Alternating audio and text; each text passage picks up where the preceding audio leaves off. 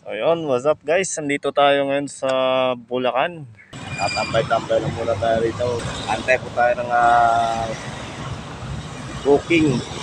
Wala pa tayong booking. Zero. Wala. Ayan, antay lang muna tayo rito. Kung makakuha tayo ng papuntang Quezon City or Politis. Tambay-tambay lang muna tayo rito sa Politis.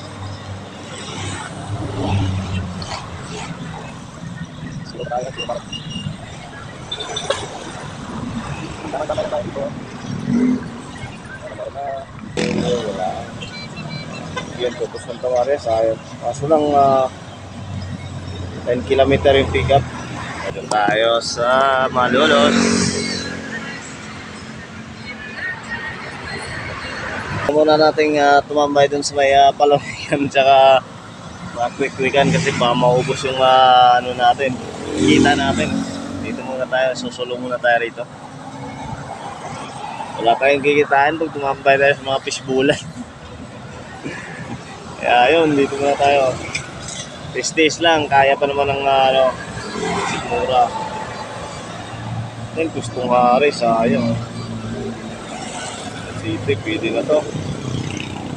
Kinuha ko na, sana makuha yung 230.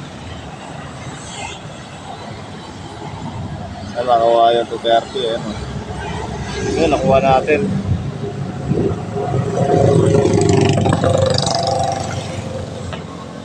Tawagan muna natin yung pick up. Tawagan muna natin yung pick up location. Ayun, nag-ring na. Tanungin lang natin kung anong i-deliver kasi mamaya sobrang laki, sobrang bigat. Hello po, sa Lalamove. Sir, anong item po i-deliver natin?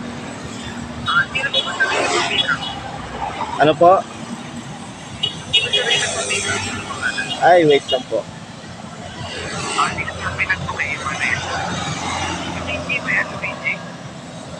Si Luigi po, Miguel. Sige sir. Mga damit tong pinapick up niya, mga riding jersey. Kasi noon po sana sir, sa Lalabag, no? Plastic lang po sir, kasi na plastic. Pero ko lang po sa Lalabag. Sige sir, pupuntahan ko na lang po dyan. So, ayun guys, ayun, nakakuha tayo ng booking. Pupunta tayo nga sa Quezon City. Puntahan na natin yung pick up. Dito lang naman. Almost 1 kilometer lang naman to.